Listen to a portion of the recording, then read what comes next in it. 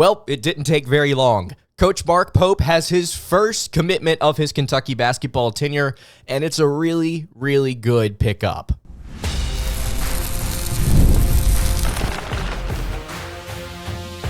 You are Locked On Kentucky, your daily podcast on the Kentucky Wildcats, part of the Locked On Podcast Network, your team every day. All right, what's going on, Big Blue Nation? Welcome on into Locked On Kentucky, your daily Kentucky Wildcats podcast. I'm your host, Lance Dawe.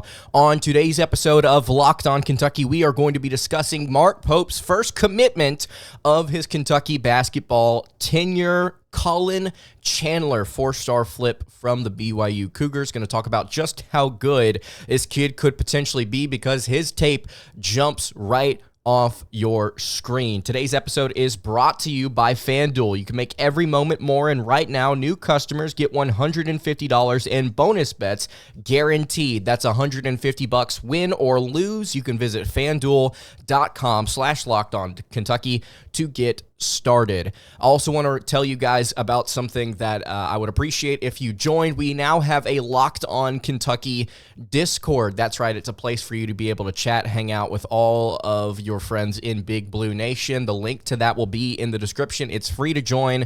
It's going to be super awesome. Would love to chat with you guys there. Again, link in the description. If you're listening on podcast, it's going to be there as well. Thank you so much for making Locked On Kentucky your first listen every single day. Want to remind you guys, we are free and available on all different platforms, so whether you're watching on YouTube or listening on podcast, wherever you are tuned in there, I would greatly appreciate it if you subscribed to the show, and let me know what you think about Mark Pope and what's going on with Kentucky basketball in the comments below. All right, let's go ahead and get into it. Mark Pope has landed his first Kentucky basketball recruit, four-star combo guard Collin Chandler. 6'5", 175 pounds, four-star product out of the 2022 recruiting class. And you may say, well, why was he in the 2022 recruiting class and he is just coming into college as a freshman? Well, he went on a religious mission for 2 years, and he will be heading into Kentucky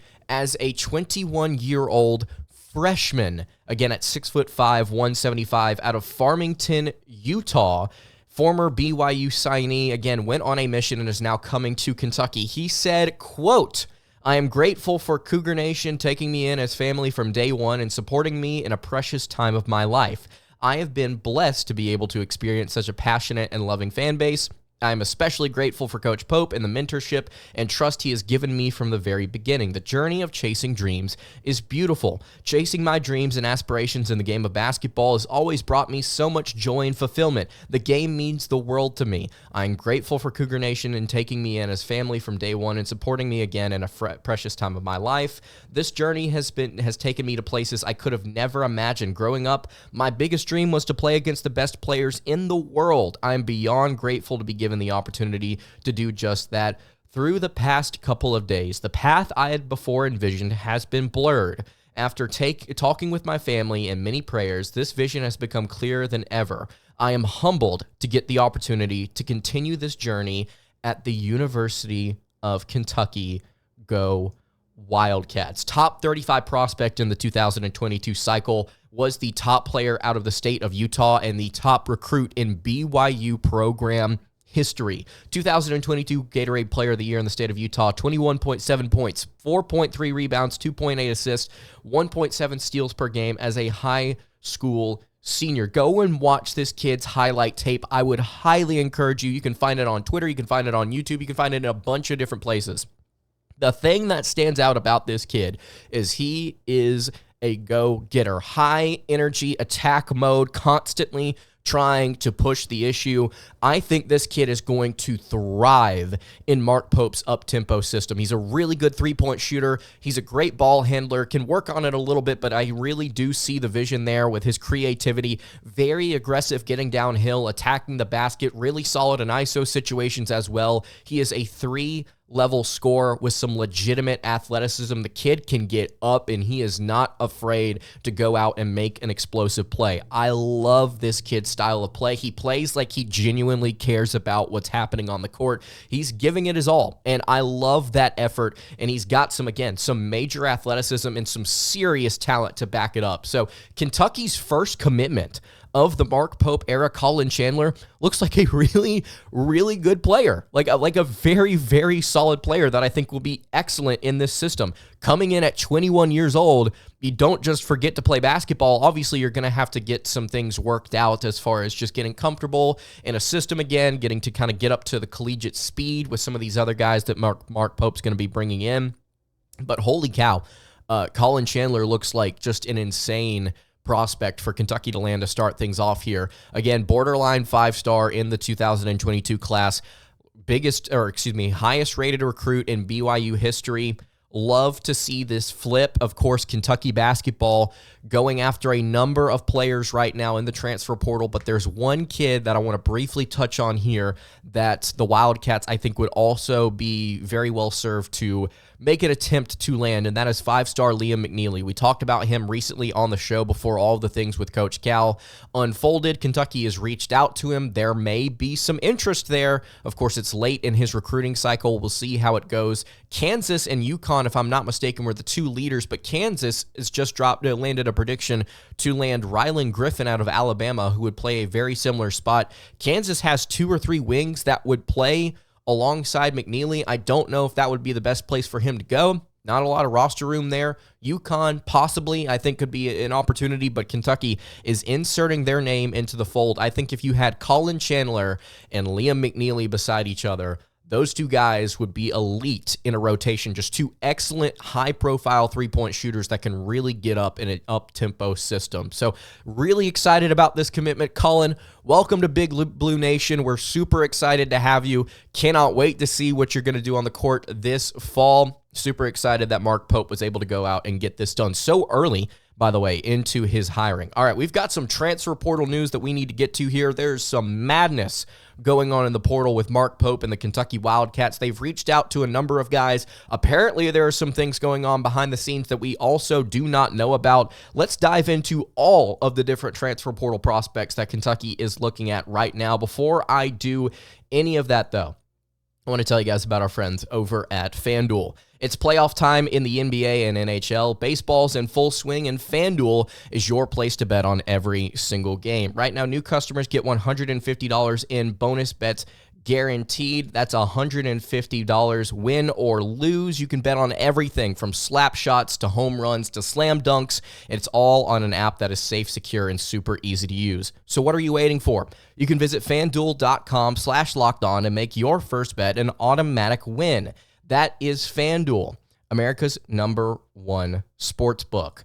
Today's episode is also brought to you by Monopoly Go. I've been told that I'm a pretty competitive person. I have a pretty competitive side, and we all do. And my competitive side is a big fan of Monopoly Go. I'm sure you've heard of it. It's been downloaded over 150 million times. It's a great twist on Monopoly where you play not one, but hundreds of Monopoly boards in crazy locations, building up amazing cities that bring you big money. But the best part is messing with my friends. I can charge them rent on my iconic properties just like classic Monopoly, but I can now also rob their vaults of riches for myself. And the leaderboards show me who the biggest Monopoly tycoon is as of right now. It is one of my friends who has just been absolutely dominating from the get-go. They got me in on this app. It's super fun. I've got a couple of friends that play it alongside me. I'm trying to get more people involved just to see the chaos unfold. It's super, super fun. It's not just my competitive side here that loves it. You can team up as well with friends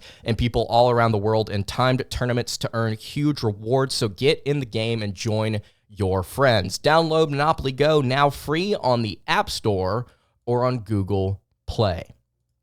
All right, continuing along here on the Tuesday edition of Locked On Kentucky. Lance Dawe hanging out here with you. Really appreciate you checking out the show today. Again, if you have not subscribed to Locked On Kentucky, whether that be on the YouTube channel or the podcast feed, I would greatly appreciate it if you went ahead and did so. Getting closer and closer to 10,000 subscribers on the YouTube channel. Would appreciate it if you joined up today if you like what you see on the channel. Okay, before we get into transfer portal stuff, again, I want to remind you guys, the Locked On Kentucky Discord is a go. It is new. It is fresh. There are about 50 of you in there already. Link is in the description if you want to go check that out. Also, if you're listening on podcast, it will also be in the description there. It's going to be a super fun place for us to talk about anything going on with Kentucky athletics, football, basketball, baseball, volleyball, anything you want to talk about. It's going to be awesome, so I really appreciate you guys that have joined, and if you want to go join, it's free, it's quick. Would love to have you guys just sit and chat about UK athletics. All right, transfer portal madness for Kentucky basketball's roster. Ladies and gentlemen, we have a lot of players to talk about today. We've got 3 different players that I really want to dive into, a couple of players that I want to dive into on tomorrow's episode of Locked On Kentucky. Apparently, the Wildcats have reached out to a number of prospects in the portal. Some of them behind the scenes and some of them front-facing. Some of them Kentucky has to kind of reconnect with after Coach Cal left. But there are 3 new players that have been reported to be in contact with Mark Pope in the Kentucky Wildcats. The first of which is JaKobe Coles out of TCU. JaKobe Coles started his career at Butler in the Big East as a freshman and has spent the last 3 seasons at TCU. This past year, 10 points, 3.8 rebounds, 1.3 assists, 0.4 blocks, shooting 49% from the floor and 42.2% from 3 as a, get this, 6'8", 225-pound wing. Slash power forward slash center. He played the 3, he played the power forward spot, and he played the center position for the TCU Horned Frogs this past year. Primarily at the 4, though. 6'8", again, 225. Absolute load at that power forward position, and a really, really good shooter to boot. He shoots 66% field goal or at the rim, shoots 66% on field goals at the rim. Really, really like his game, kind of a pick and pop inside, outside guy. Somebody that can also pass the ball around a little bit as well. He shoots 43% on right baseline mid-range jumpers. He shoots 44% on mid-range jumpers from the right side. Period. In case you're wondering, that's actually really good. Kentucky as a team shot 44% on all mid-range jump shots last year, which was number 9 in the nation. So JaKobe Coles at 6'8", really solid in the mid-range, and that's something that I think, again, we need to start to accept that while Mark Pope loves to shoot a ton of threes, he really does like to incorporate 3-level scoring with some of his personnel, and if you're really efficient at that mid-range shot, you're going to be given a few opportunities within a game to take some pretty open jumpers just because of how the offense operates inside and out. So he's a good mid-range shooter from the right side. He's only shooting 28% from the left elbow, though. And a fun statistic for you, no team in the country is shooting worse than 28.4% on middies this past season. So really, really hot from one side, really, really cold from another in the mid-range. Going to be interesting to see how he's utilized in the offense, knowing those statistics if he does commit with Mark Pope. But the biggest thing that I like about him, he is an excellent catch and shoot player. 57.7 or 57.1% effective field goal percentage on catch and shoot shots. That is in the 86th percentile nationally. At 6'8", 220, 225, I will absolutely take somebody who can catch and shoot like that at the 4. Would love to have a player like JaKobe Coles. And then on top of all of this, he plays with tempo. 19% of his points came in transition, 87th percentile nationally. So he plays with tempo. He's a great outside shooter. He can body you up in the post as well because of his weight and his size. He's good in the mid-range. The only thing that would be the concern for me is a Trey Mitchell-like development. Look at his 2 previous seasons at TCU. He shot 28.2% and 32.4% from 3 before dramatically jumping up 10 percentage points this past year. My concern is that he would start a year off hot and then slowly start to fall off as teams adjusted to his style of play. Now, I think I like this kid's form a little bit better than Trey Mitchell's, and that's not to say that either of these kids are bad players. That would be the only concern I have, but that's only if things like injury happen, and you can't really predict injuries. So as far as what he is healthy from this past year alone, this would be an excellent addition to Mark Pope's team. I love JaKobe Coles. Then there's another player, a former 5-star prospect that has entered the transfer portal after his freshman year, coming out of the Pac-12, and you may recognize this last name, Sto Yakovich. And if you recognize that last name, Sto Yakovich, he is the son of former NBA great Sto Yakovich. 7.8 points per game while averaging 3.4 rebounds, 1 assist per game as well. Only shooting 41% from the floor and 32.7% from three. But I think there is a very high upside here with Sto Yakovich. He shot 57% at the rim as a guard. By the way, in case you're wondering about his dimensions, 6'7", 190 pounds. They're asking this kid, at least they did last year, to handle the ball a lot as a freshman guard at 6'7", 190. I think he's getting more comfortable with his body, and I think that he can be developed into something more efficient statistically than what he showed in his freshman year. A lot of high upside with this kid. Former McDonald's All-American, by the way. He's not a great outside shooter. He has a really, really wide base, and I think that comes from shooting with his dad. He's got a very wide base where he kind of sticks his legs all the way out. He's bending from the knees inward, which is kind of weird. And his shot form is just very slow. For a player that has like such versatility elsewhere in his game, he's really impressive with the ball in his hands. It's interesting to me that he struggles with his outside shot and getting that thing up quickly. I think that he could be changed a little bit. I think that Sto Yakovich, very talented player. I think as far as height, dimensions, tempo, he fits what Mark Pope wants to do. I think he can be made to be a better basketball player statistically.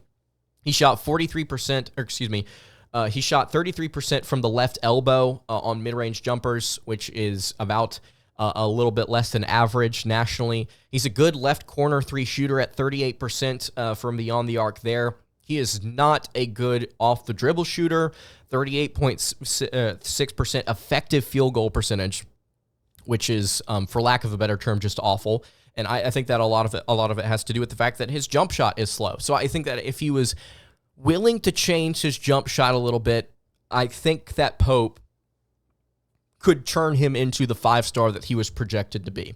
Again, number 25 prospect in the 2023 class, number 5 player out of the state of California, number 5 small forward. Just has a lot of potential with a very versatile scoring arsenal. He can absorb contact as a finisher. He is also just an explosive athlete as well. He can get hot from outside the arc at times, but I want to see more consistency from Sto Yakovich, who, to be fair, was not like a major part of Stanford's rotation this past year. Just when utilized, they asked him to go out and score, which was just interesting to monitor there. So Sto Yakovich, I think, is a player that Kentucky could utilize. I'm not sure how interested he is in Kentucky, but it has been confirmed by On3. The Wildcats have reached out. All right, final player I want to talk about here today. David Coit, a 5'10" guard out of Northern Illinois.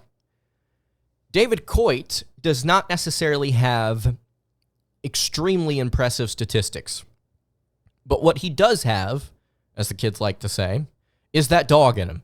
This guy is very fun to watch at 5'10". He does an excellent job creating space for himself in isolation situations. He is a confident, dare I say, aggressive outside shooter, an explosive player at 5'10". He shoots 59% at the rim as a 5'10" guard, almost 60% at the rim at 5'10".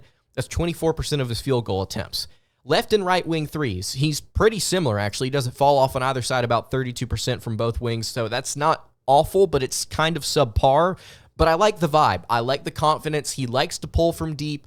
I love his game. Just as far as the continuous aggression, again, just the ability to step into shots so confidently. The kid's stepping out there, and he's playing like he means it. A 20% assist rate to boot. He's also very solid there. He's got handles, creates space for himself very well. He's an efficient scorer off of ball screens. He's really not afraid to just explode and get to the rim. If you give him a lane, He's crafty, he can finish, but I think the biggest thing, again, about his game is he's a good scorer in isolation. He scores 11% of his points in isolation, which is in the 87th percentile nationally, one of the better isolation scorers in the country. Again, with such a small stature, I really like David Coit. This past year, 20.8 points per game, 33.7% from beyond the arc. He shot 40.7% from the floor, 49.8% from two, 3.4 assists, 3.2 rebounds, 1 steal per game. In his previous year at Northern Illinois, he averaged 15.5 points per game on 37% shooting from beyond the arc. So he can be a good three-point shooter. I think this past year was just a little bit of a dip because he had to handle so much of the load for the Huskies. 32.7% of the shots that were put up on the floor were from him while he was in the game, which is just incredibly impressive that a third of their offense just ran through him. He's a good free throw shooter. He's a good foul drawer. Again, he has got a very solid assist rate. Not a bad true shooting percentage, to be honest with you. I believe it was, third best on the team for NIU this past season. So he's not a bad statistical player, but it doesn't necessarily wow you. But you see the potential there. Speed, athleticism, aggression, the ability and willingness to pull from deep. High-level scorer at almost 21 a game. I like David Coit. I think I like JaKobe Coles the most out of the three players that we've talked about today, but I want you to tell me, who do you think is your favorite player in the transfer portal that Kentucky basketball has has contacted? You can comment about it in the comments below. All right, I've got one more thing I want to talk about here today with Kentucky basketball. Just briefly, I want to touch on roster construction and obviously the loss of Billy Richmond. I think that it's going to take some time for Kentucky to get things going, to build their roster. And I want to talk about patience here in just a second. Before I do that, though, I want to tell you guys about our friends over at LinkedIn. When you're hiring for your small business, you want to find quality professionals that are right for the role, and that's why you have to check out LinkedIn Jobs, because LinkedIn Jobs has the tools to help find the right professionals for your team faster and for free. It is not just another job board. LinkedIn helps you hire professionals that you cannot find anywhere else, even those who aren't actively searching for a new job but might be open to the perfect role. In a given month, over 70% of LinkedIn users don't visit other leading job sites. So if you're not looking on LinkedIn, you're looking in the wrong place. You can post your job for free at linkedin.com/lockedoncollege.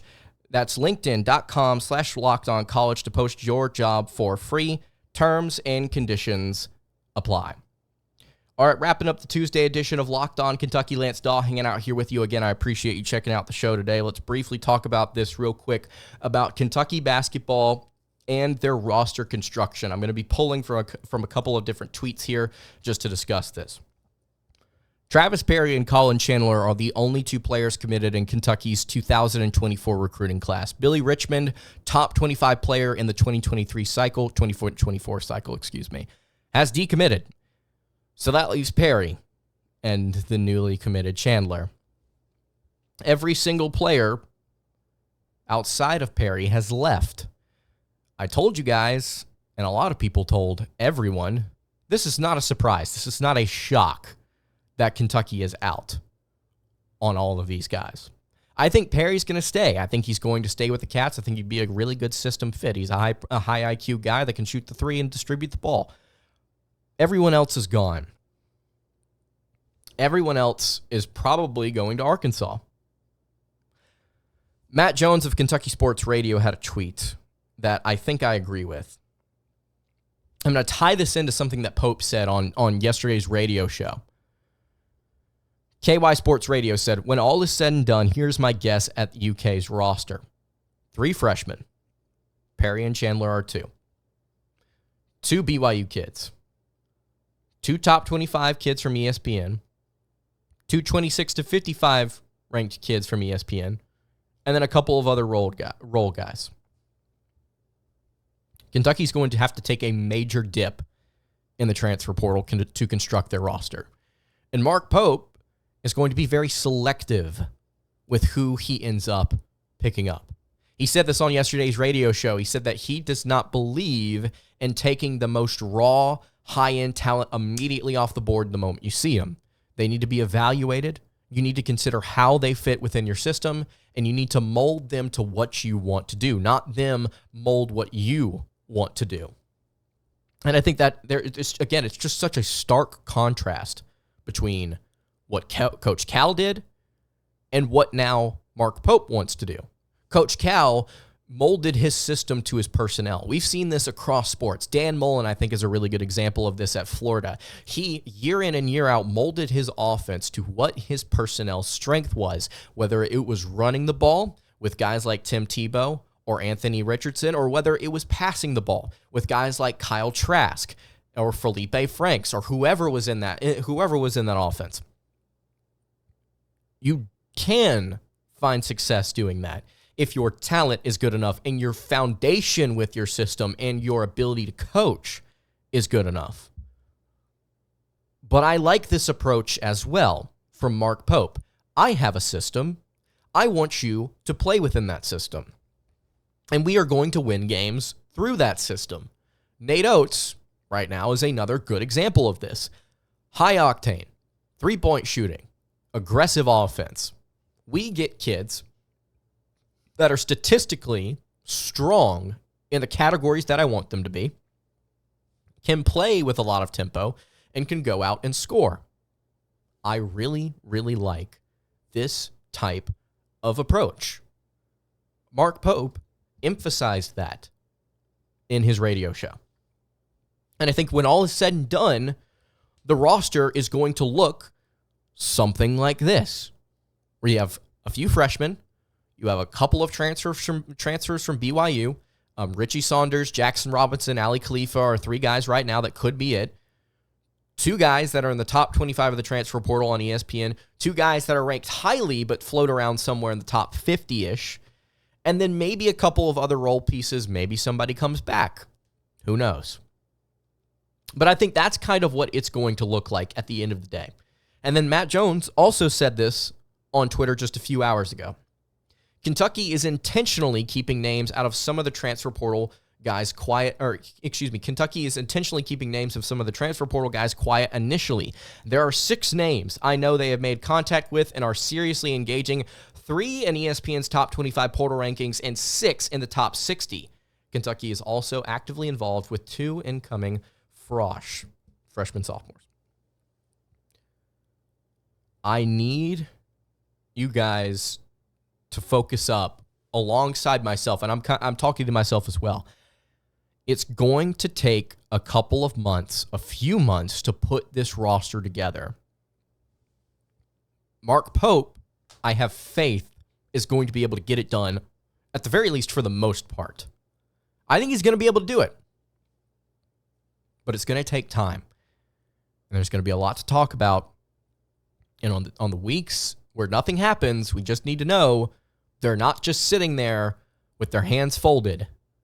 We know what Mark Pope is about, energy-wise, passion-wise. He's getting the best that he can, and he is expecting to pull the best available, more than likely, if I'm not mistaken. I understand what he said about not picking up the highest raw end talent, but as far as transfer portal players go, yeah, Kentucky's in the mix for some really high-profile guys. I mean, Matt Jones said it himself. So let me know what you think about all that in the comments below. That's going to do it for today's episode of Locked On Kentucky. You can follow the show on Twitter at Locked On UK. You can follow me on Twitter at @LanceDawe_, and you can follow the show over on Instagram. That is at Kentucky Podcast. Any questions, comments, concerns, leave those in the YouTube comments below. Hit me on the socials. I will see you all tomorrow for another episode of Locked On Kentucky. Hope you guys have a great rest of your day, and God bless.